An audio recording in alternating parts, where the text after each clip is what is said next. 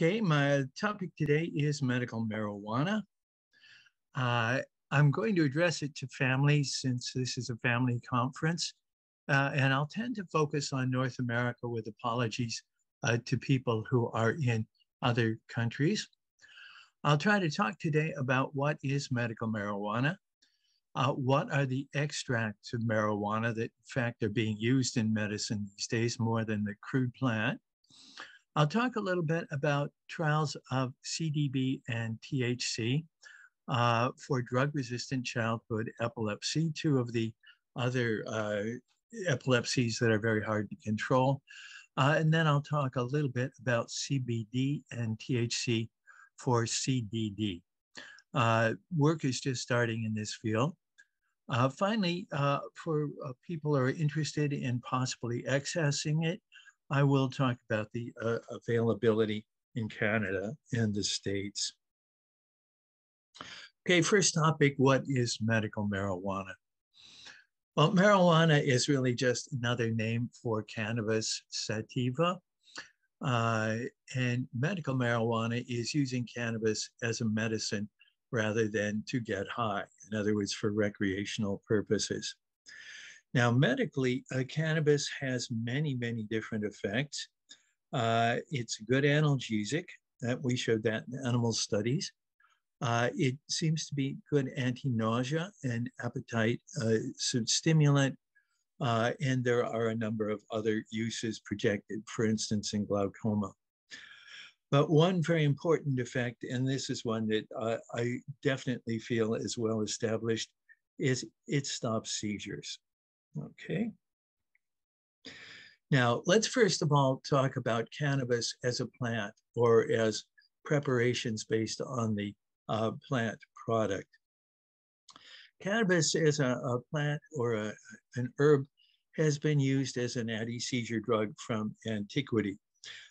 Probably started in ancient China. It seems to have spread to ancient India, the Mideast, and finally Europe. And it was still being used in the early 20th century in modern medicine. It had some problems, though. And the problems were variability from batch to batch. In other words, some batches would be stronger than others. A second one is its short half-life. Over the months, if you've harvested it, it tends to lose its effectiveness over time. And finally, the very great problem from the point of view of someone wanting to use it as an anti-seizure drug is it makes you high. The whole cannabis plant definitely is going to make you high. And we already have a bunch of anticonvulsants out there with sedative side effects. We really wouldn't want another one. Now, cannabis, probably due to its variability, its short half-life, was pretty well abandoned by medicine drugs when the modern drugs came in. And then, circa the 1920s, it became illegal, which has been complicating things ever since. It was really brought back by parents and by the media in the early 21st century. I think you may have heard of the Charlotte's Web story. Charlotte, a girl in Colorado with Dravet syndrome, and her family tried essentially CBD and had a great success for her. So after that, the media picked it up, CNN picked it up, it became commonly known, and parents were anxious to try it, and it therefore moved back into medicine. Okay. I see there's something in the chat, but maybe hold it till the end of the talk and we'll take them all together. Okay, that's cannabis as a plant or a plant preparation. Let's move on to the extracts of cannabis or the extracts of medical marijuana. Now, cannabis itself is just not likely to be used anymore in modern medicine. No doctor is going to send your child home and say, why don't you smoke marijuana or why don't you vape marijuana? It is the extracts from the cannabis plant that are going to be used. And these are often taken by mouth. The extracts, I should say, probably they're from 60 to 100. I read different books. So there are a whole bunch of them. But the two best known and the only two that would really be available to the public are tetrahydrocannabinol, THC, and cannabidiol, CBD. And interestingly, once again, these are often taken by mouth, but they can be held under the tongue or rubbed on the skin. Okay. Now, talking about these two extracts, which I'm going to call THC and CBD, they both stop seizures. And this is not just anecdotally or from clinical trial. We've done animal experiments, and unquestionably, they both stop seizures. THC is a little stronger than CBD, but they both work. Now, THC, although it's a little stronger, has the side effect if it makes you high. It is psychotoxic. And that would pretty well preclude its use as an anti-seizure drug, at least by itself. CBD, cannabidiol, though, doesn't make you high. It really seems to have very few side effects, and it would obviously be the better compound to use for medical purposes. Here's an important point, though. Some doctors, however, feel that CBD works better, at least in stopping seizures, when it's combined with a little bit of THC. This is sometimes known as the entourage effect, the idea that none of the cannabis extracts is as strong as combinations of cannabis extracts. Okay, so CBD works to stop seizures. CBD plus THC might work a little better. How do these drugs have their effects? Well, we're not going to spend much time on this. We're not going to do the scientific bit, but let me just say there's some idea of how THC works and many ideas of how CBD works. Now, THC, most people agree that it works through a couple of receptors called CB receptors. The ones in the brain tend to be CB1, and those are the ones where you have psychotoxic effects and also where you'd have your anticonvulsant effects. CB2 receptors would be largely located in the body, and there you would have your autoimmune effects. So that's perhaps how THC works.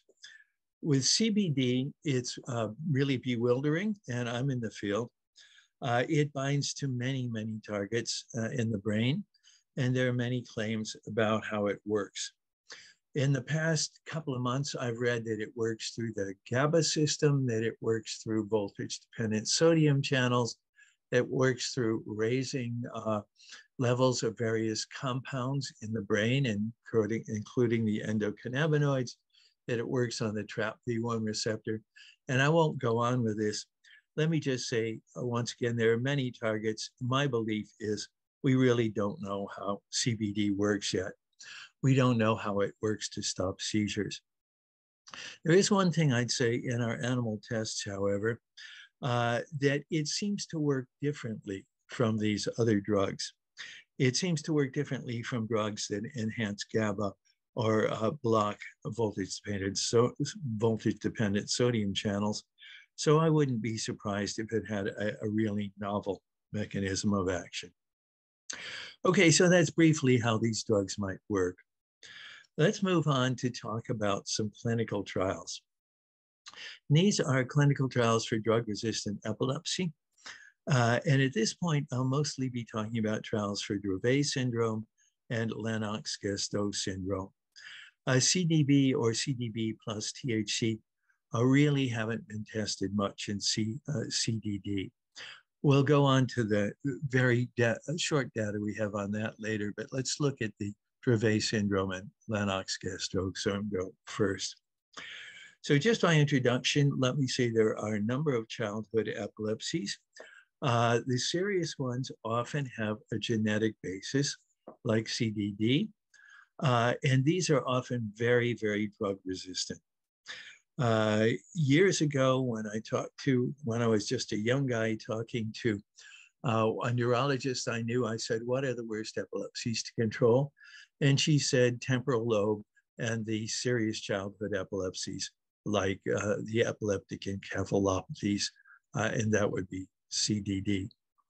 Now, CDD is one of these very serious childhood epilepsies. Some others are Dravet syndrome and Lennox-Gastaut syndrome. And CBD has been tested fairly extensively in these other two syndromes, Dravet and Lennox. And it seems to work, at least in a limited fashion. We'll go on in the next slides to discuss those trials. Let me just say that clinically, all of these studies are add-on studies. This means that the child stays on their normal medications and you add on CBD. And add-on studies are sometimes hard to interpret. They're the way new drugs are always studied, but they're sometimes hard to interpret. Okay, clinical studies with CBD alone. These are the classic studies. We had a bunch of little trials before 2017. Some said yes, some said no. They had small numbers in them. Oren Davinsky at New York University did the first big trial. He studied about 120 children with Dravet syndrome. And they looked at a number of parameters, but they found that motor seizures dropped from about 12 per month to about 6 per month. So this was about a 50% decrease in the frequency of major motor seizures. Now, did the kids get seizure-free? Only about 5% of them got seizure-free. So the major thing to expect from this trial is that you may reduce the number of seizures, but that the kids may not become seizure-free. Side effects from Oren's study and from other people since then, gastrointestinal, which would be vomiting, or more often, I think, diarrhea, sleepiness, sometimes called somnolence, and weight loss. Okay, once again, some of these effects, gastrointestinal, may be due to the fact that kids are consuming a lot of oil. The CBD is dissolved in oil, and oil is a laxative, of course. With the sleepiness, these kids are often being given clobazam in addition, and CBD raises clobazam levels in the blood.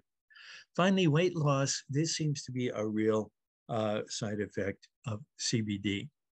To summarize what we've seen from Oren's trial and other trials since, for Dravet syndrome, CBD seems to be not a miracle cure for most kids, but a definite improvement.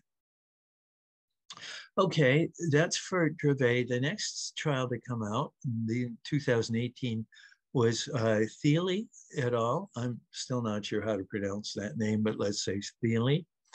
And this was a big study with Lennox-Gastaut syndrome. Once again, like the Davinsky study, this was a big placebo-controlled, double-blind phase 3 study. They're the ones we take seriously. And once again, in this study, Thiele et al. Found that motor seizures dropped by about 43%, and that a few kids became seizure-free, perhaps 3 out of 80. And this was, once again, a big trial. This had 170 patients in it. Side effects, once again, gastrointestinal, sleepiness, weight loss, and sometimes people report fever as well. To summarize, not a miracle cure, but perhaps an improvement. Okay, now our particular experiments lately have been done using both CBD and THC. Remember I said earlier on, some doctors feel that it works better in combination. And frankly, our animal studies suggest that the combination of CBD with THC definitely works better in some forms of epilepsy. Now, the only clinical trials that combine CBD with THC that I know of are 2 small Canadian trials. One, Dr. Blanid McCoy in Toronto used a 50-to-1 combination of CBD and THC in patients with Dravet and children with Dravet, and found a 70% reduction in motor seizures, a little bit better than we had found with CBD alone. This was a small trial, though, n equals 20, and so we're not so confident. Side effects, the same ones generally reported, but 10% of these kids became seizure-free. Huntsman et al. In Saskatoon worked in kids with a variety of uncontrolled seizures, and he worked at a 20-to-1 combination and found a 74% reduction in seizures. Now, this was a very small trial, so we can't yet take it too seriously, but this was a pretty good response in this small sample, and 20 or 40% of the kids became seizure-free. Now, Dr. Huntsman believes that CBD works better when there is a little bit of THC in it, and some other doctors I've talked to believe this, and we see it in our animal trials too. Okay, based on the current evidence, therefore, the FDA in the States has approved CBD for use in both Dravet and Lennox-Gastaut. People are cautious because we don't know the long-term effects. We don't know if tolerance will develop. We don't think so. And we don't know whether there would be unexpected side effects that we haven't seen. But these have been approved. To my knowledge, no trial with CBD plus THC is going on, but we are planning one. We're trying to get money to do a big one. Okay, specifically CBD for THC, CBD for CDKL, that's a type of CDKL deficiency disorder, or CDD. CBD is just beginning to be tested for CDD. There's been one small clinical trial of about 14 patients, but no big trials. The clinical trial with 14 patients wasn't too encouraging, but we really need more data. There's said to be a good clinical trial being planned in Colorado. I get this through the grapevine, which would involve Dr. Bahen and Dr. Demarest, who spoke here yesterday. And rumors are that Oren Davinsky is planning a trial with CDKL5 kids in New York. While we don't have much data, my guess is with CBD will cause an improvement, but probably not be a miracle cure.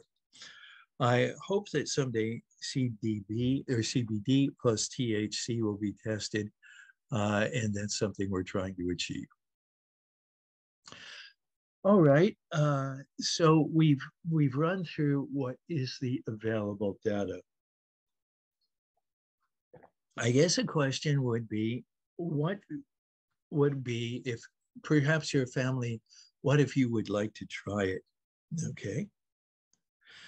The first thing I'd say is it has not been proven to be useful in CDD yet. It's been proven to be useful in a couple of other types of serious childhood seizures.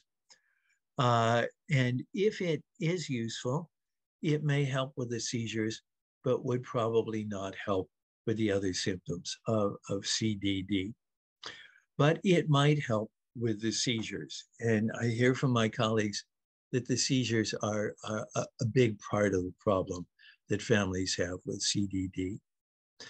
Now, some families probably therefore might want to try it. Let me first say that this should be done in consultation with your doctor. A number of the patients in the trials that have already been done have withdrawn from the trials for one reason or another.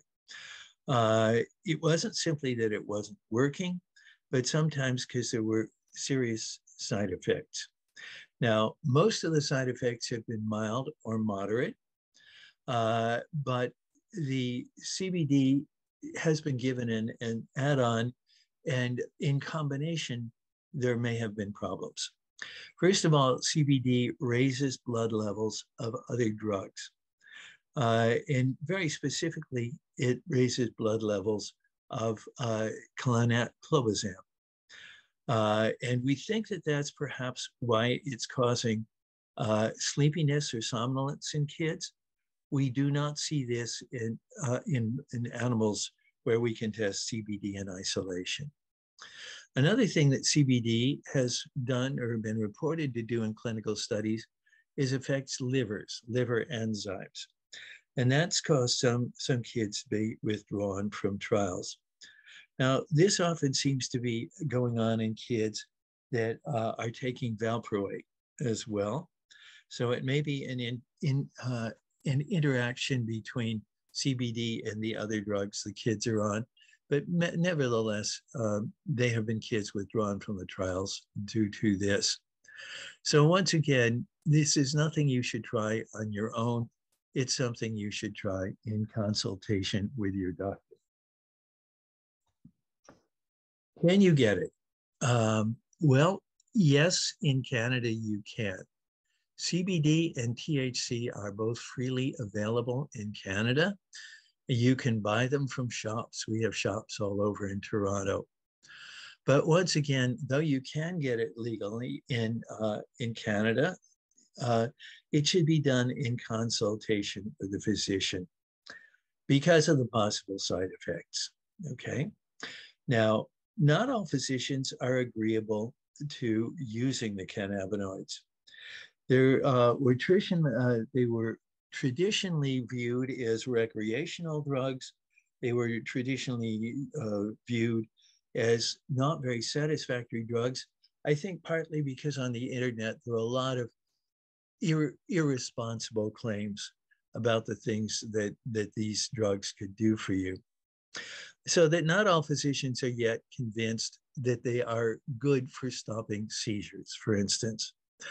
And what we're trying to do in our clinical trials is just convince doctors that they are good for stopping seizures, because in animal studies, they definitely are, and they have definitely been good for stopping seizures in the clinical trials done so far.